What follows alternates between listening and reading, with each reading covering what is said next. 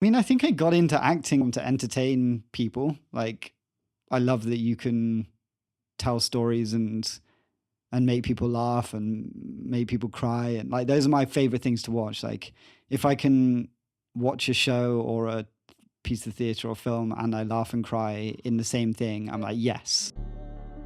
Hello, my name is Eline Perez and you're listening to Are You an Artist?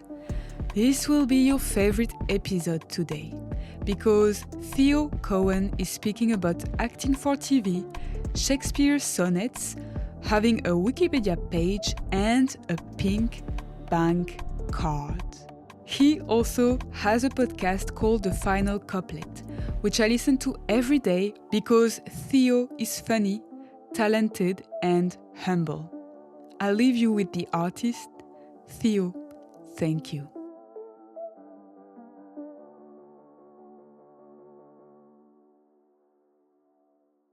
Okay, so I've written a letter. Okay, great. Dear Theo, you are an actor with a Wikipedia page. And with Wikipedia pages, I am always curious. Did you create it? No, I didn't. Actually. Do you know who did? I actually to this day don't know who did it. I feel like it's my old agent because it's very outdated. Like it hasn't been updated for like 6 or 7 years. Okay. So I have no idea. So let's just check that some informations are correct. Okay. You were born in Bristol. That is correct. Yeah. Okay. You graduated from Guildhall School of Drama. Yes, correct. Okay. You performed in prime time at the Royal Court Theatre. Yeah, also correct, yeah. Mm-hmm. Headlong's production of The Absence of War, directed by Jeremy Herrin. Yes. Uh-huh. You also performed at the Shakespeare's Club. The Shakespeare's Club? Yeah. Globe. Oh, the Globe. Yes, yeah, I did. Globe. Yes, that's true. Yeah. Yeah, with my French Sorry, accent. I thought it was. I thought you said club. I was like, Club. that sounds great. But maybe I did. New idea. Oh yeah, before your training, you also appeared in theater shows. Yeah, I did actually. This is all true actually, to be fair to whoever made this. Wow. But you also are here because you have a podcast called Shakespeare Sonnet, which I will let you introduce later. And this podcast was mentioned by your friend James Newton, who I also want to invite here, when we met at Wilton's musical. A month later, when I finally listened to an episode, I knew that you had to come here. Thank you for joining us today. And the first question, which is also the title, are you an artist? Wow. Well, thanks for having me. Am I an artist? I'd like to think I am. I think when I was growing up, I thought of artists as like only art, like fine art or painters or sort of like any drawing or painting of any kind. I was like, that's an artist. Being an actor is acting, but it's not art. And like cinema is cinema, TV is TV. Oh yeah, very category. I had very like basic views of, but now I think as I've like grown up, I'm like, yeah, I'd like to think that sometimes I consider myself an artist. It depends on the day or like what I'm doing. Okay, and now what do you consider being an artist? Now I think it's encompasses everything. I mean, it's like, I think most people in life are artists in some way. Yeah. Like it's not just if you're creating a piece of theatre or film or drawing or, you know, there's art in loads of things, like in loads of people's jobs. And yeah, I think I'm less into the categories now. I'm more like, yeah, there's art everywhere and doing loads of different things is art, like architecture and all that sort of stuff. It's like it's all a form of art, I think. Yeah, I think that I just realized, I think I used to think that an artist is someone who is a bit famous. You know, yeah, if you do like stuff, but you're really not famous, then you're not an artist. Yeah, exactly. yeah, definitely. Yeah, I definitely thought that as well. Yeah. So when did you start acting? I started acting actually in primary school. So when I was probably 9 or 10, I was really, really shy in school and growing up. And like did not like to stand out in any way. So you thought, let's act. So I thought, let's get into acting. That's the perfect job. No, so I don't know what, I still don't know why in my head I decided to audition for the school play. I mean, I say audition, it was like you literally stood up in front of the class and sang Happy Birthday. Was it that? So your first audition was singing Happy I Birthday? sang, well, I didn't know any other songs. Like I couldn't think of any other songs. So the teacher was like, just sing Happy Birthday. Wow. And so I sang Happy Birthday, and then I did like a few, like it was a Shakespeare for kids was the like. Ooh, so Shakespeare already? So it was Shakespeare early on, but it was like not, it was like they changed, there were songs in it and they changed all of the like dense Shakespeare Of to course, yeah. be able for kids to read it Yeah. and understand it. And they were like, yeah, let's do this. 12th night. And I played Malvolio, and I just like absolutely loved it when I went on stage. And it was like, it's a comic role. So there was like the immediate response of an audience, which is like, you don't always get with acting. Like, I think that's like laughter is the one like immediate response that you can get and feed off as an actor. So when I was getting that on stage, I was like, wow, this feels great.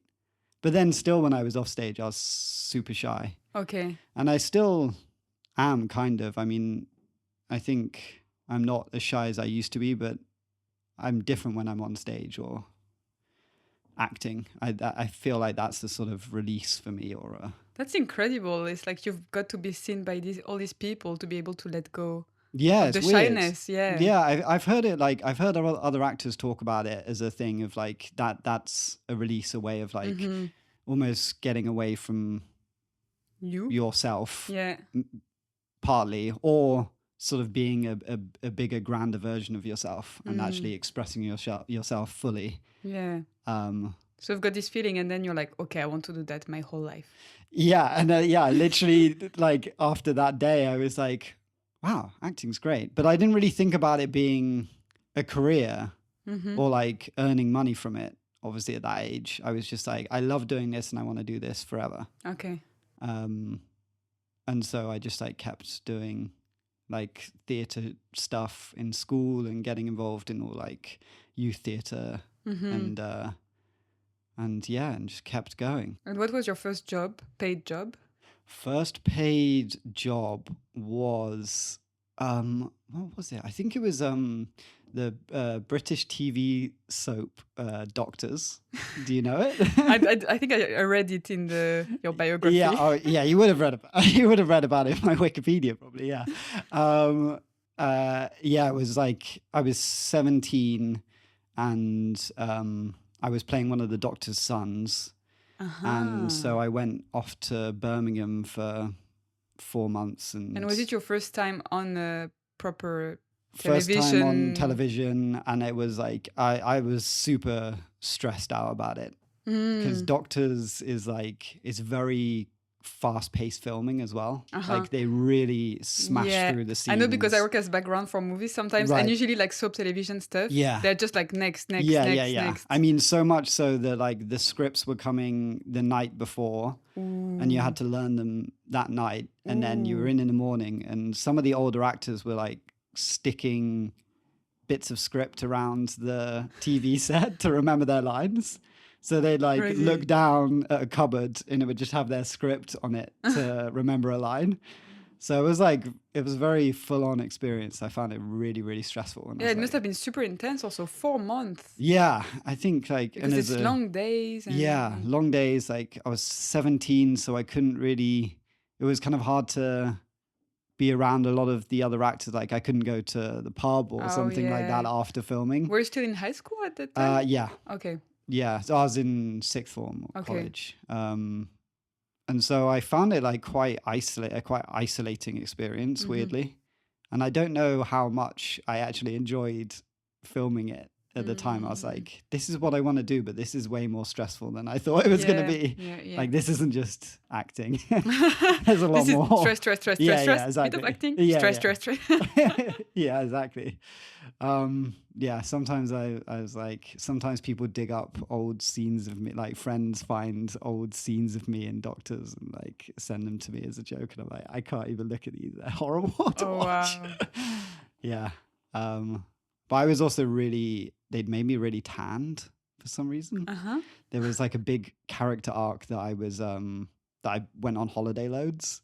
And so they like smothered me in fake tan. So I was just really orange for like all of the episodes. And they didn't really explain it. So when I look back on it now, I'm like, what the hell's going on here? Yeah, it was a very weird experience. But, you know, I kept going at acting. It didn't put me off completely. Okay. And so now, do you prefer to do it on stage, you think? Or I think, I think I think that's just like mainly what I've gone into more, what I've got more jobs on stage really than I have done TV. And I find it a much more like collaborative and creative experience, to be honest, to be on stage, and like the rehearsal process I love. It just feels like very sort of immediate and much more artistic than TV and film. Although I haven't been the lead in a big TV role with an amazing script, and I imagine that would be totally different. Yeah. Or a film where it's maybe like a slower pace and but do you know also it's interesting because I prefer to watch like theater compared to movies. Movies, I feel like I'm given too much information. But yesterday at Wilton's, they were doing silent movies. So with a pianist and like then and that I found cool. They're super creative also in how they film it, and that definitely. I really feel like I'm so into it. So definitely. Yeah. I'd love to go to one of those actually. They sound really cool. Well, it's this week. Is it? Yeah. Oh my god. Let's go get tonight. my tickets. Definitely. Like, I feel like there was maybe more creativity back with like silent films and stuff. And I feel like also a limit of budget on a film kind of forces a team to be more creative. Like when you have like millions and millions of dollars to spend, and you've literally got everyone and everything you could possibly need, I feel like in some ways it kind of limits how creative you can be. Yeah. And because you have lots of money and there's lots of people getting involved and weighing in with their ideas and how it can be marketable. And then as soon as you start talking about that, you kind of lose like loads of creativity. Yeah, which is sad, but a sad truth, I think. And how like performing like changed you as a person, you think? Because you grew with performing in a way, if you did like... Yeah, I think so. I think it's definitely made me... it's made me much more confident in who I am as a person, for sure. Although I think that came through drama school more than like acting in things. Okay, how? It was like, I think there were some parts of drama school that I found sort of a bit, I don't know, like I feel like it basically challenged me a lot as a person and challenged you to how you receive criticism, and how it's a lot of it was about who you are as a person and how you bring yourself to the art that you create. Okay. And for me, I found that like a very intense experience. That's interesting because you're embodying a character. Yeah. So... Yeah, I think it's like, but also you have to, in order to do that, you will need to draw upon your own experiences of course. a lot of the time. And then to get to know yourself. Yeah. And I found that like very full on to like dive very deep into into who I am and your trauma. And my trauma. I mean, it was basically like a form of therapy, but without the sort of I feel like it needed a follow-up. Like, we were doing all this, like lots of intense talking about yourself, and then you were just like, okay, that's the end of class. See you next week. You're like, oh my God, like I've discovered some really deep things about Don't leave myself me here. with this. Yeah, exactly. What do I do now? That's so funny. Yeah, which was very intense time. But I feel like I did discover a lot about myself, and also it gave me confidence in who I was. And because before I found it really hard to relate to new people. Like it would take me like months to sort of be myself around people. Mm-hmm. And now I feel like I'm much better at that. And I think that's probably down to drama school. Yeah. Which is one like whatever like trauma I also got out of drama school. That is like one big thing story. that I can take. That I can take. Yeah, yeah. How was it for you to like study in drama school? Yeah, I think I never like experienced anything like that. I just went from I took a gap year Mm-hmm. and did some theatre and a bit of TV, and then just went straight into drama school. So that's interesting. So you worked first and Yeah. then you trained. Yeah, I don't know why, I just had it in my head. I was like, I need to train, which I don't think is like, now when I think about it, I'm like, I don't think people need to train Yeah. at all. You can find other ways, I guess, to learn. Yeah, exactly. But I felt like, and I got told by a director that I worked with, he was like, I think you would really benefit from training. And then I kind of held on to that. And he also said, which was really weird, he was like, this Guildhall would be a great school for you. And I was like, yeah, I'm sure it would be, but it's so hard to get into drama school. I'll be like grateful to get into anywhere I audition, basically. But then it turned out that Guildhall was the only place I got into. Ooh. Which is weird. It's kind of spooky from the director. It's like, wow, he saw something about that drama school and me being in it, which is pretty strange. But yeah, I mean, there's some like great people. The teaching was great on the whole, I think. Although coming from like, I think as like a white middle class man, I can say that I got a lot more from that training than other people, you know?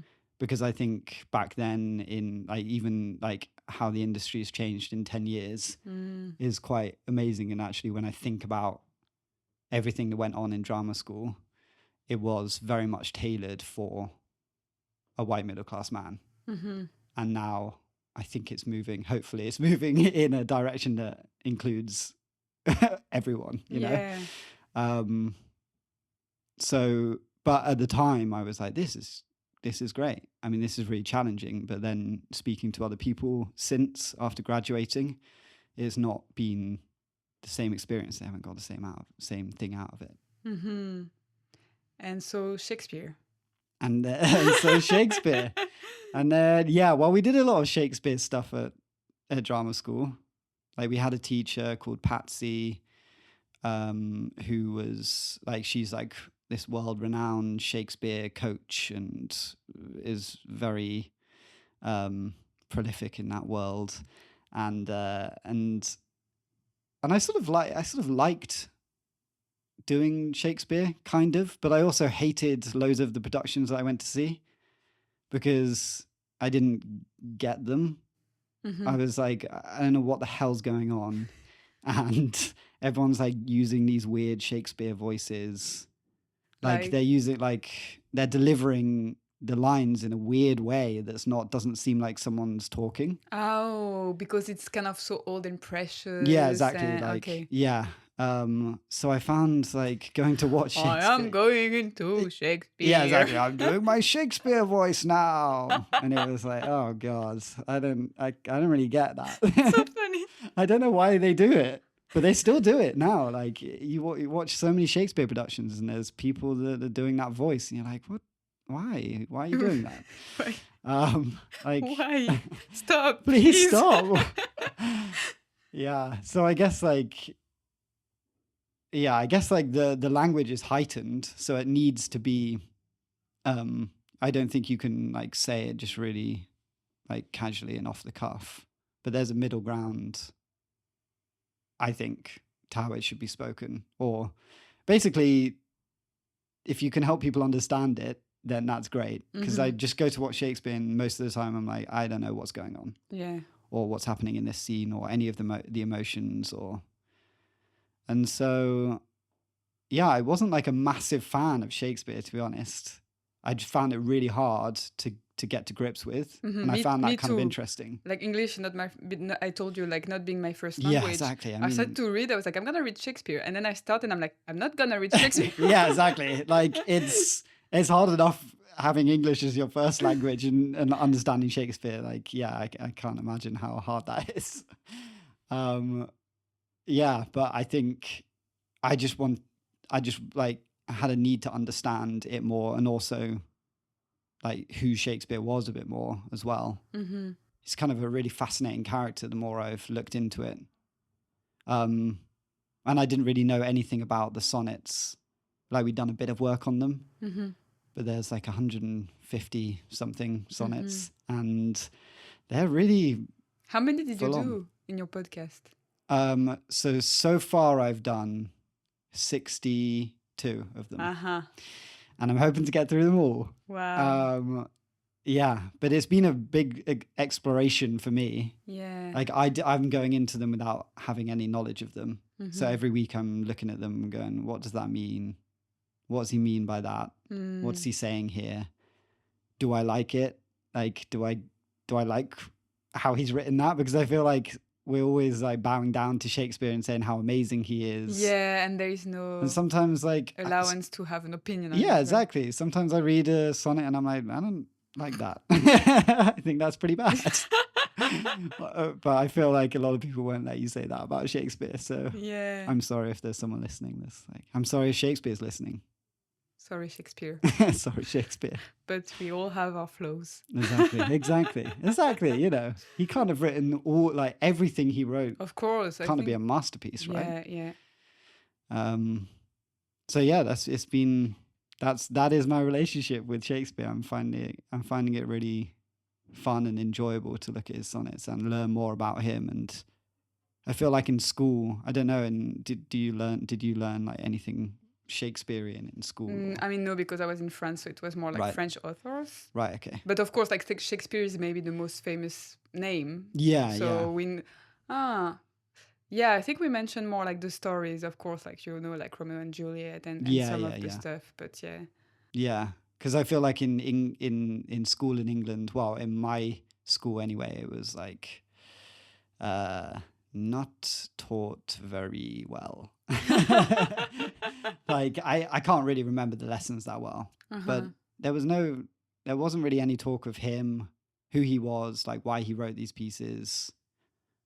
Like it was just the stories. Like it was about like, let's try and work out what Romeo and Juliet is, like what happens in it. Yeah, I remember I was a bit frustrated in France when we studied like French literature. It's like we were taught how to like read in a way, like what to think about, like, okay, this means that point.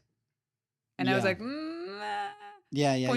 you know, like not exactly, like it can mean that, but if I feel like for me this means more like something different, then how do I relate to that?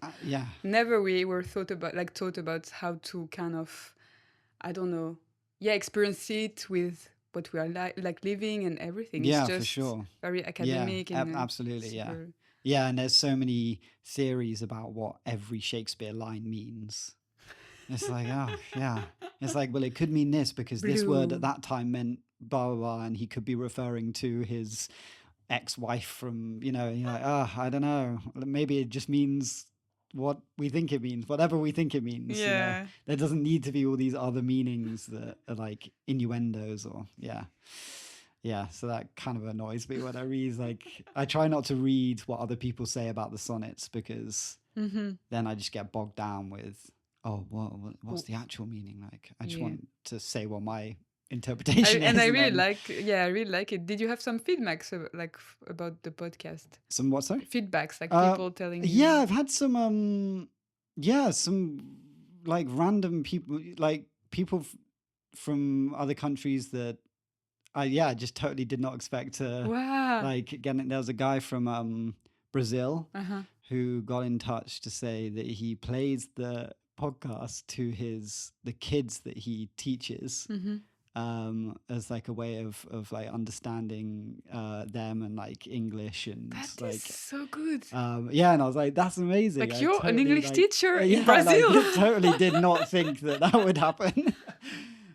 Yeah, so there's been some nice feedback about it. Some surprising stuff from like, yeah, people that, yeah, I wouldn't imagine. Like I'm really bad at publicizing it. I'm so bad at social media stuff.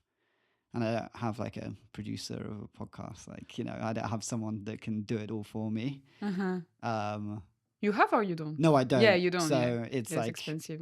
yeah, exactly. You don't make any money with the podcast. Yeah, so, exactly. Yeah. So that's why I was like, well, let's learn to edit. yeah, exactly. Yeah. So it's all like you. It's Yeah. like self-taught and very yeah. I mean, it's pretty chilled out. Like when you edit yourself, do you sometimes cut yourself a bit, or? I absolutely hate listening to my own voice. So Yeah. I edit as I go, basically. Okay. So like if I don't like what I've said about something, I'll just cut it out and then restart. Okay.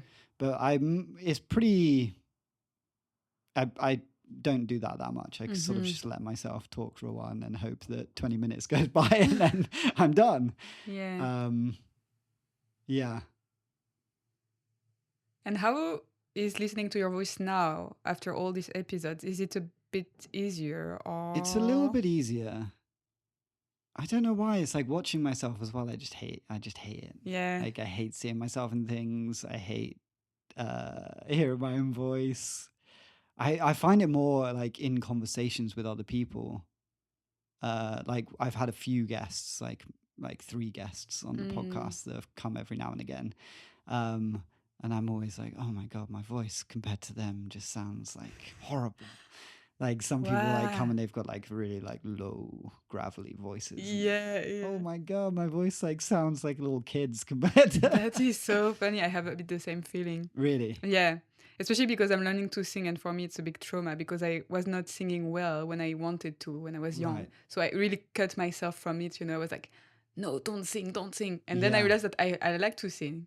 So I'm trying to do it, but then I listen to everybody and I'm like, oh, her voice is so like so nice. And I feel such like as you say, like a child. Yeah. When I hear I'm like, what is this voice? Yeah, I think it's just something in our brain that's like programmed to find your own voice. But I think some people, they like listening to their voice.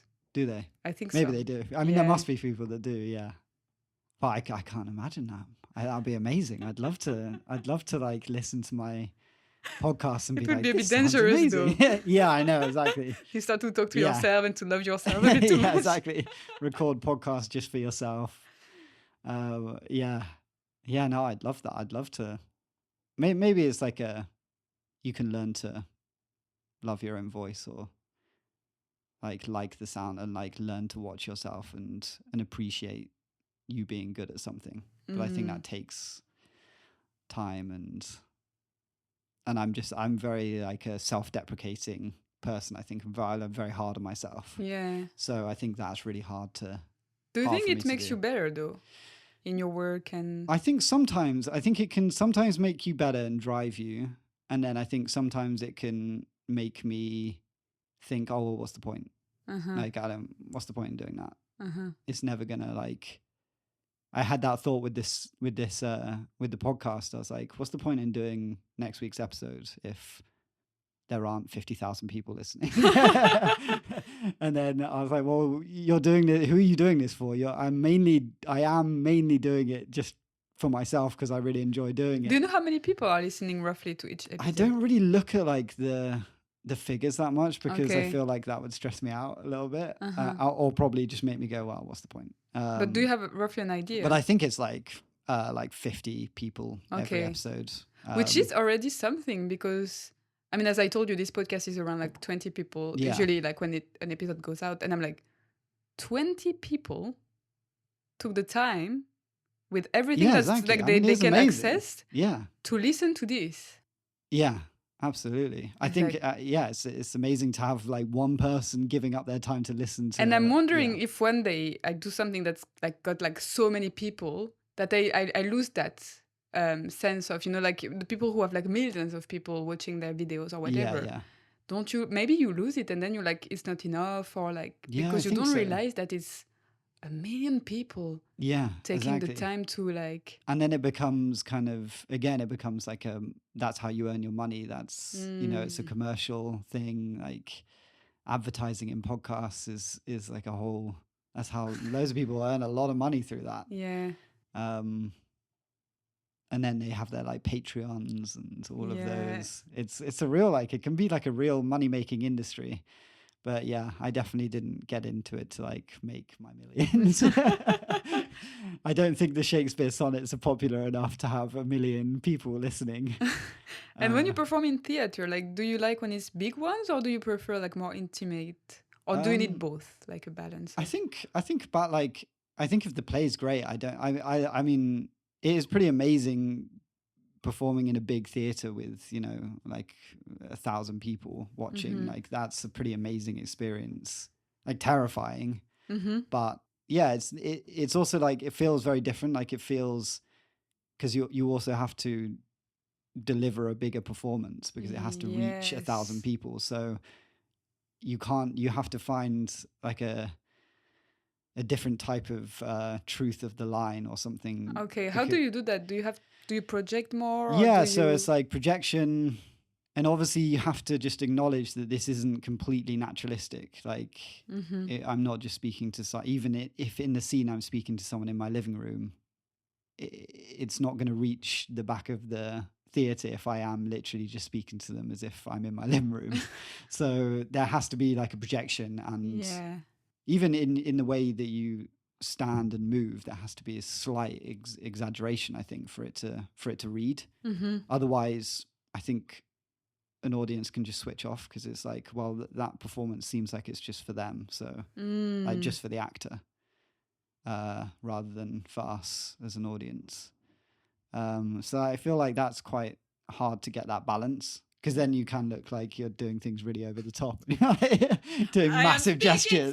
Yeah, exactly, like shouting. But a lot of theaters have you're mic'd now. Oh, okay. Yeah. Which is like never how they used to do it. Like the National used to be like the same size in the 70s and 80s, and they just use their voices, which I like that, but that's like very old school, I think. Now everyone's like, because they get a lot of actors from TV and film that mainly do TV and film, and they can't, like, they would just ruin their voices. Do you know why? Because I think if you haven't like done a lot of theatre, and you haven't learned about how to project properly and how to use your voice, efficiently, and how to breathe properly, and all of that. Like, it's funny. I have this book that a friend actress gave me. I mean, I borrowed from her, "Freeing the Natural Voice," which is like for people like me who learn to sing, but mostly for actors. Yeah. With the Alexander technique and everything. I worked with her, with Barbara Houseman. Did you? Yeah, in a theatre production. Wow. She was so great. I was really young. I was like 18. It was my first like proper theatre job. Wow. And she was so great with me, like taught me loads. And then I think it's so good to start with good teachers. Yeah, absolutely. Like I learned so much through her early on, and she gave me a voice lesson on my own. Wow. And I was like, this is amazing. But I think there's so much to do with the voice that we just sort of, I still find it really hard. It's like, even having trained for 3 years and doing loads of voice work, sometimes when you're doing shows, like 8 shows a week, you can just wreck your voice. You have to be quite like careful with it, I think. Drink lots of water.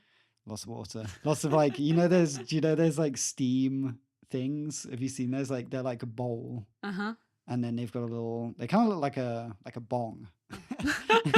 Like, they've got like a little spout, and then you just like, for the humidity. Yeah, so you put boiling water in, and you like steam your vocal folds. Oh wow. Yeah, those are pretty great. Oh wow. Okay. This isn't an advert for them, but they're pretty great. Yeah. Are we paid for this? Yeah. And do you have like inspirations, artists that you really follow, or books, or? Yeah, I mean, there's loads of actors that I love. like one of my favorite actors was Philip Seymour Hoffman before he Okay. died. I just think he was like so transformative in every role, and just like so engaging to watch. I felt like that. I was like, that is the actor that I want to be. Like, he's kind of quite sort of larger than life in some of his characters. It's not really like sort of mumbly. What do they call it now? Like mumblecore in films where everyone's just talking like this Oh, all the yeah. time. And That's very British. yeah, and you're like, what are you saying? I think it's politeness. Yeah. Over polite. Yeah, I think so.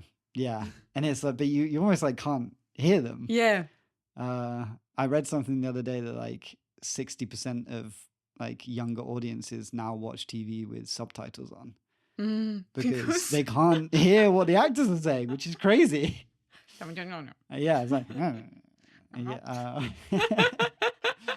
yeah. So, but I don't. He's like, I feel he like really creates characters, and they feel very real. But it's not like a little, like not just mumbling and. It's proper character. It's proper character, old school character. That you're like, that's great. I like, and he'll do lots of comedy, lots of and yeah. I think just like I love TV shows, like good TV shows, super inspiring, and like just great. Like when you watch a TV show with a great storyline and a great cast and everything, I'm just like, wow, I'm always like so jealous that I'd love to be in a production like that, like where the writing is just incredible. This new writing. Like I don't know if you've seen White Lotus. No, I don't really watch. Really, yeah. Like films or series, yeah. White Lotus, like great, yeah. Okay. Just so well written, so well acted. Yeah, that really makes me. Like, I'm just like, wow, I'd love to make something like that or be in something like that. Sort of like spurs me on to, although it's so hard with acting because you're like, yeah, I'd love to do that. And then you're like, well, I have to wait, I guess. Or try and make this myself. Yeah, do you think you would like to write at some point or are you already writing? Yeah, maybe? I've like written some, like a few little bits and bobs. Like I've written, I wrote a play a while ago. And yeah, I do like to write, but also that's when I get in my head a lot and I'm like, this will never get put on, or like this will take so long to get funding for. And fundings. Yeah, which is just like, it just gets in the way. But I know like you're meant to do, but like a lot of people say, well, you just write it and then I don't think about what the end product's going to be. Yeah. But I find it really hard to not think about like, oh, well, I'm writing this for this, for it to be seen by people. It gives it a kind of clear line, direction. Yeah, yeah, exactly. Yeah. Yeah, I definitely would like to. I definitely would like to write more. For theater or for films?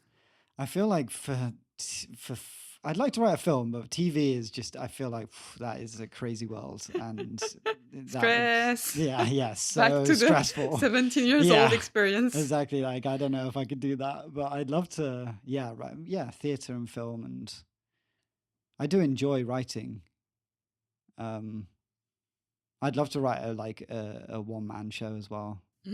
Yeah, I was going to ask you, like, do you want to do stand-up comedy? Because I think you're very funny. Wow, thank you. That's very kind. Oh, God, I would find that so scary. Yeah. But maybe that's good to get out of your comfort zone. But I in the past, when I was like a teenager, I was like, I'm going to try stand-up comedy. And I found my like little notebooks of jokes, and it's so bad. Yeah, but well, obviously I was a teenager. Yeah, and it's funny. You have to be very bad when you start something, yeah, I think so. I think you just have to be so confident with failing. Yeah, and I feel like I've got a bit of that with acting because you have to fail a lot and you have to deal with rejection all the time. Yeah. But it's like a whole new world. It's like I feel like standing up on stage as yourself and trying to make people laugh is like so stressful. in my Yeah. head. But But maybe you could also do it in a play in a way. that's true. Yeah, I think Yeah. I do like comedy plays. Mm. But yeah, maybe a one-man show that isn't like stand-up Okay. but has comedy in it would be Be a good one. workaround. Okay. Yeah. Do you have an idea about the topic or? No, not really. I kind of no. I actually have no idea. That's the problem. I gotta have some inspiration. Um, yeah, I get little random ideas. Like I always get ideas like just as I'm going to sleep, Oh. which is really weird So and what do you do annoying. then? Do you record them or you just sleep? I either like get my phone and write a little note Uh-huh. for myself in the morning, or I just fall asleep and then forget about it. It's really weird. Like they always pop into my head. Yeah. I don't know about you. If like when do you think your like mind is the most Yeah, I think active? usually once a month I have a sleepless night Right. where I have just all these ideas Yeah. coming Yeah. from I don't know where. And then I'm like, okay, and I start to write them and it's too much, you know, and then it gets a bit chaotic. Yeah. Yeah. But yeah, often once I just have an insomnia and have all these ideas. Yeah. It's weird. Yeah. I guess it's when you let go Yeah. of Yeah. any Exactly. desire to produce anything. Yeah. You're For going sure. to sleep. You're not going to produce anything. So then, like, your brain's like, let's Yeah. do stuff. Yeah. Exactly. Yeah. It's the same ideas aren't going to come when you sit down at a desk with a pen, Exactly. like, ready to write. You're like, On full daylight. yeah. Exactly. Nothing's coming. You're like, no. Yeah, it's really weird, and kind of annoying. It's kind of frustrating. Yeah. Like, oh, I why? think I like listening to podcasts and stuff. A lot of writers, they start, like, they sit down and nothing. So then they go for a walk. And that's when it starts to come. Yeah, I've heard I that think as it's well. going for a walk and seeing around, looking around. And Yeah. Yeah, I've heard that as well. Like, yeah, just sort of breaking the rhythm of your yeah. brain. I don't know if that's how you should put it. Of the white page. Yeah, exactly. And what do you like the most about your work? I mean, I think I got into acting to like, and it is like purest form to entertain people. Like, I love that you can tell stories and make people laugh and make people cry, and like those are my favorite things to watch. Like, if I can watch a show or a piece of theatre or film and I laugh and cry in the same thing, I'm like, yes. Yeah, that's what happened to me yesterday evening with the Really? film, and then I was like, yes. Yeah, Yeah. that's just so amazing, And isn't it? I told myself exactly the same. I'm like, if I create something, I want to like be able to create both. Yeah, exactly. And Like it's like- something that it like surprises you with, you're suddenly like, oh my God, I'm crying. What? I was laughing a second ago. This is so weird. Yeah, I love that. And that's amazing that you can do that in like an hour and a half Yeah. and make someone go on a journey like that. That's so Yeah. cool. Yeah, I think, yeah, I'd like to, so I think entertainment for sure was like a big reason why I love like acting and telling other people's stories.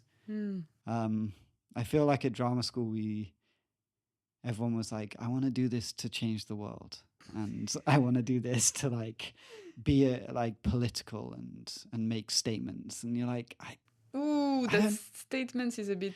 yeah, I don't know. I like, If you do that for that, yeah, it's a bit. like, is that the best way to do that? I don't know. Maybe like I find it hard to do it on purpose. Yeah, exactly. To like, Yeah. and to get into acting to be political and deliver like political messages. I'm like, no, if that comes from the acting if that comes from the piece of Yeah. theatre you're doing, then that's great. Yeah. But I don't think that's like definitely not a drive of mine to like. And how do you do that? Do you just look for political roles? Yeah, I don't know. I actually have no idea. You only do things that Just give me acting job that allow me to give big statements about the world. exactly. Yeah. And to be honest, like with theatre, I don't think enough people. It's hard. Like, Yeah, you're political for like yeah, 1%. exactly. Like, how many people go to the theatre? Not enough to make a massive political statement, probably. But I'd love, like, I think theatre really needs like a younger crowd and like more diverse audiences, basically. Yeah, that's so true. It's like on the whole super expensive, and it just has a lot of older audience members. Yeah. Like, Yeah, I completely agree with that. and I think that's kind of sad, like not having younger generations watching theatre, Yeah. because it can be great and really exciting. Yeah. And so yeah, if you're listening, producers, make your tickets cheaper, Please. please. Let's make the word a better word. Yeah, come on. And as a human being, what is your strength? Oh wow, my strength. My voice. My voice. I need to use my voice. Oh wow, that is a tough question. Come on, you've gone through all the trauma and stuff when you were training. Yeah, that's true. I think maybe a strength is, I hope that I make people feel at ease in themselves, and like I feel like I just like want to hear everyone out and give everyone like an even chance to be heard and listened to, and relate to with humor, and like have fun with. Yeah. I think you're doing it because like I remember because we just met once, like, and with James, like both of you were just super kind of funny and kind and very open. It was very easy to just sit down and like have a chat and yeah, for sure. James is definitely like that as well, and that's I think how we first like connected. Especially for actors, it's not a given. Yeah, oh definitely not a given. Yeah, like, there's a lot of intense actors out there. But it's hard. Yeah, I think it's hard in the acting world. There's a lot of egos, and I almost think in some ways to become super successful, you have to have some kind of ego. I don't necessarily think ego's a bad thing. I think it can be useful. Yes, it can allow you, give you the permission to do things. Exactly, yeah. And I think that's like what I want. I do need to have more of an ego, I think, in life and in acting, and not in like the arrogant way of like I love myself, but in a way of like giving, just doing things, giving yourself permission to do things and believing that you can do them. I find that hard. See, I've gone from like your question was about my strengths, and I've immediately gone to my weaknesses. So. Which was the next question. So. All right. Well, that's definitely a weakness. Yeah. I mean, yeah. I think. But you're aware of that, and you're working on it, though, because you're still like publishing these episodes of the podcast, and. Yeah, for sure. Yeah. Trying to acknowledge your weaknesses is definitely hard. Like I definitely didn't. I feel like I grew up like with very English, around a very very loving family, but very English. Oh. And like emotions aren't talked about that much. It's quite a yeah. I don't know. It's like don't talk about how you're feeling a lot of the time. Yeah. And that I think just like goes on into life. It's just I feel like it's a very English British thing to. Yeah, I think it depends. I mean, my dad is a bit like this also. Right. Yeah. My mom not at all, but yeah. So I didn't know how to like when I was crying. I was like, oh, something's wrong, and panicking and everything. And now I'm like, I tell him, oh, I'm just crying because like I saw this film and it made me feel like super emotional. And yeah, he's like, yeah, exactly. What? And I'm like, yeah, exactly. Tears. Yeah. When you're so not hard like sad and like in despair. Absolutely, yeah. I find that so hard to like. Sometimes I find it so hard to explain why I'm sad or like why I'm crying about something. And I feel like that's also quite a male thing of like, also, I don't know, I'm just sad and I can't work out why. And then like you've got to have there's probably a reason why, but you've just sort of gone like, no, I'm just sad, all right, and that's it. Yeah. No nuance in the flavor. I'm happy or sad. Yeah, exactly. And there's no reason for it. It's just that's just life. Yeah. So what scares you? Scares me. Today. The sun is too hot. It is scary. No, what scares me?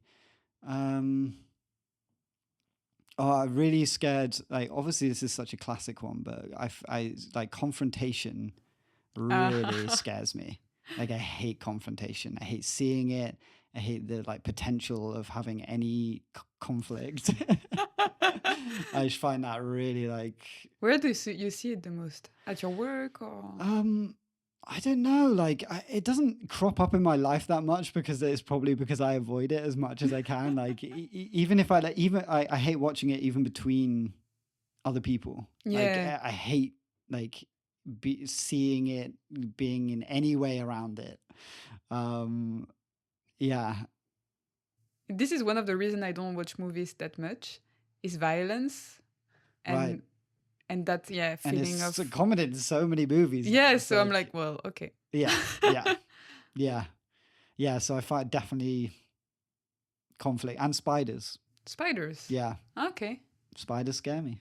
Uh, They're scary things. I mean, like they're not actually, but when you think about it, they're not really. But the small one also. I think just like, yeah, not like the tiny, tiny ones. Okay. Not like the ones that like ants. But Okay. like, I mean, tarantulas, absolutely no way. Hell no. But we don't have them there. No, no, no. Okay. No, no, no. No, I had never seen a tarantula live, but like the idea of a tarantula, I'm like, no, thank you. And like, yeah, any big spiders, like, no. Big scare, big scare. What are you scared about? That they will. I'm so scared that they will go in my mouth when I sleep. Yeah, well, apparently they do, right? Like, what's that stat? I can't remember. Like, how many you're supposed to eat in your Oh no lifetime. no no no! no. Sorry, I shouldn't have told you that. But I remember googling it and finding like I was like, oh my god, you eat like 60 spiders in your life. What? Or something. I just made that stat up, but it's quite a lot. Like, it's more than I thought it was going to be. In your sleep. Yeah, they just crawl in and. But why don't I think they don't like humid places? So why would they come? I don't know. Maybe Stupid. that's like, yeah, it's natural selection. It's like, yeah, the spiders. You're just, meant to die. yeah, maybe they're meant to die. Yeah, sad to see them go, but yeah, yeah. I don't know why. I don't know why spiders, but And if you were an animal, which one would you be? oh, I don't know actually. Maybe we actually did an animal exercise in drama school Mm-hmm. where we had to go to the zoo every week and look at animals and study them and then like mimic their movements. Oh. And And did you have one embodiment that you? I chose an African hunting dog, Oh. which was like, I think you were meant to go for ones that weren't close to you at all. Okay. So they're like, That's really not close to you. no, exactly, like quite a sort of like aggressive hunting Yeah. dog. So yeah, probably not that. I wouldn't be it, but like I like quite into the idea of reincarnation. Mm-hmm. And I'm always like, I'd come back as I don't really know the ins and outs of actual reincarnation, Mm-hmm. like, but I like the idea of coming back as an animal. Okay. And Because I think this is regression. oh really? Yeah. I think Right. if you. So what's reincarnation? You come back as I think, I mean, from the. I don't know if it was a yoga text or a Buddhist text that I read, but if you're like an insect, it's really bad reincarnation. oh really? Yeah, because they have short life and they are tiny and all that. Yeah. So if you're bad in your life, you might become an ant or a spider. Right. Oh, a spider. Yeah. Yeah. Oh, so actually, like maybe the better you are in life, the better. And then animal better you'd be. animal, and then I guess human is the best. Or Right. oh no, I think then you have spirit. Oh I Yeah, don't know. that's Okay, well, yeah, anyway. yeah. This Yeah, is the like probably spirits, completely yeah. wrong what I just shared. So I mean, it sounds good. I mean, it would drive me to lead a good life if I knew that I would come back as like, I don't know what the best animal is. Probably one that's not like easily hunted. yeah, I think in India would be the cow because it's sacred. Right. Yeah. But I don't want to be a cow. Yeah, maybe not a cow. I could quite like to be like a jaguar or something like that. Or like But that's also quite wild. yeah. But you ran fast. Yeah. Or like a cheetah. You're It'd be too good to- kind to be a jaguar. I just wouldn't last long because I'd find the hunting You're hard. So kind. I don't know. You'd if be I a could- vegetarian jaguar. you Yeah. know, I eat the flowers. And you would apologize to the flowers. Sorry. I think it'd be fun to be like a sloth. Ah, yeah. Because you can just sort of, I feel like a sloth just leads a very chilled out life. Mm-hmm. I don't Or- know where they live. No, I don't know actually. They hide Yeah, they're just in a like relaxed very, place. yeah, they're like, yeah. Holiday mode. Yeah, they're just always in holiday mode. I don't actually know what they eat. Like, are they vegetarians? I don't know. I don't know. Probably look into that, but Yeah. maybe a sloth. That'll be pretty good. Yeah, I think I'm gonna go for sloth. Okay. And do you have a favorite color? Favorite color actually changes quite a lot. Favorite color at the moment, pink. Oh, so you could be a pink sloth. Pink sloth.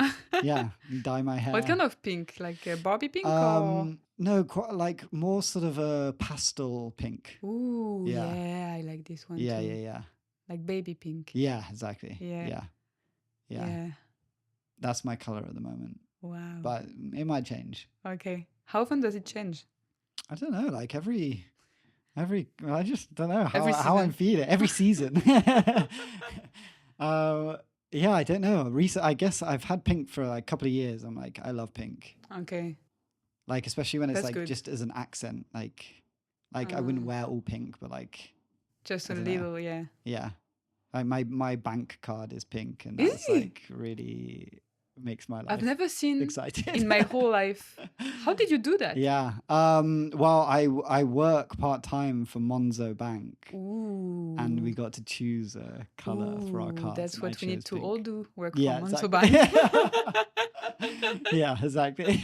It's the one perk of working for Monzo Bank is that you get a card that you can choose the color of. That is really cool.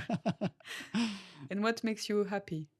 Apart from having a pink bank card? Yeah, that's the only thing that makes me happy. What makes me happy? I think just like friends, just being around friends, being around people that I love and make me laugh, and like like coffee. Like Oh. coffee makes me so happy. With oat milk. Yeah, with oat milk. That is not iced coffee, but it is medium iced coffee. Exactly. That is my favorite type of coffee, is coffee that's medium iced coffee, but not iced coffee with oat milk. And yeah, sometimes I go to bed thinking about the coffee in the morning. Ah. Which Well, sounds kind of crazy, but that's why I have my that's coffee what machine yeah, on exactly. this. That's my kind of coffee machine, right by the bed, just ready to go. Yeah, but I've got one of those like drip coffees at home. Mm-hmm. Like it's just ready. Oh. In the morning, you just like, Oh. and there it is, which is a game changer. Amazing. Yeah. I feel like it's very American. Like when I watch American movies, they always do that in the morning. And I was like, I want that. And then I got Yeah, it. an American. Being an American. Yeah, those are two things that make me happy. There are other things. Football. I love football. Okay. That makes me happy to watch. Do you play also? Or? I did, not so much anymore. I did when I was a kid. I could play loads and loads of football. It's basically all I did. Like Football, like football. break time, lunchtime, I just play football. But now not so much because of my knees. Oh, you're I've getting got bad old. knees, getting old knees. Yeah. Yeah, it's really sad. That makes me sad. My knees. Okay. That's to go back to Okay. sadness. Yeah. Wait, have we done Always. sadness? Yeah, we've done sadness. No. Yeah, we did. I mean, usually don't do after the what makes you happy. I don't do what makes you Oh, right. sad. Okay. Well, yeah. We can do that today. I mean, yeah, maybe a bit intense. What makes you sad? Yeah. what makes you sad? I want to make you sad. Yeah, you want to see some tears. You can get some tears on the podcast. Oh yeah, that would be a get good some, one. Get some listeners in, maybe. Yeah. I cried in this podcast, but nobody cried. Oh, did you cry? Yeah. Oh, really? Yeah, once, and I think almost once also. But yeah. From what other? The person people was saying? like, she's my best friend, and she was working in hospital and saying like she worked a lot with people like dying basically, Right. and like speaking about that stuff, and I was like, Wow. Yeah. yeah, she's my best friend. And Oh my gosh. Oh. Wow. But then we laughed very quickly after. So Always good. Oh. Always good. if you could meet your 15 years old self and say something, Ooh. would you say something? I would say something. Yeah, well, it's not one of those things where you like go back in time and then you alter the No. universe.